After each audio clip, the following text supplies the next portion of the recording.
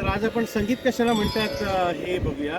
तर गायन, वादन आणि नृत्य या तीन कलांच्या संगमांना संगीत असे आपण म्हणतो. नंतर मात्रा कशाला म्हणतात, तर वेळ मोजण्याच्या साधनास मात्रा असे म्हणतात. मात्रा ह्या आकड्यांनी मोजतात. सम, तालाच्या पहिल्या मात्रेस सम असे म्हणतात आणि सम ही गुणाकार या चिन्हाने आपण लिहितो. नंतर टाळी, तालाच्या वजनदार आणि जोरकस मात्रेस टाळी असं म्हणतात. टाळी आपण हाताने वाजवून दाखवतो.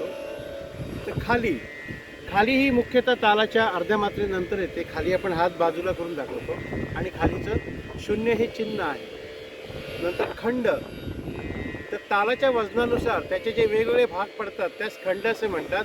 खंड हे आपण उभी रेषेने आपण दर्शवतो. त्यानंतर आवर्तन, तर पहिल्या मात्रेपासून शेवटच्या मात्रेपर्यंत ताल वाजविला की त्यास तालाचे एक आवर्तन झाले असे आपण म्हणतो. दुगुण, दुगुण म्हणजे दुप्पट, म्हणजेच एका मात्रेत दोन मात्रा वाजवणे आणि मूळ लयीच्या दुप्पट लय, त्यालाच आपण दुगुण असे म्हणतो. चौगुण म्हणजे मूळ लयीच्या चौपट लय, एका मात्रेत चार मात्रा वाजवणे. धन्यवाद.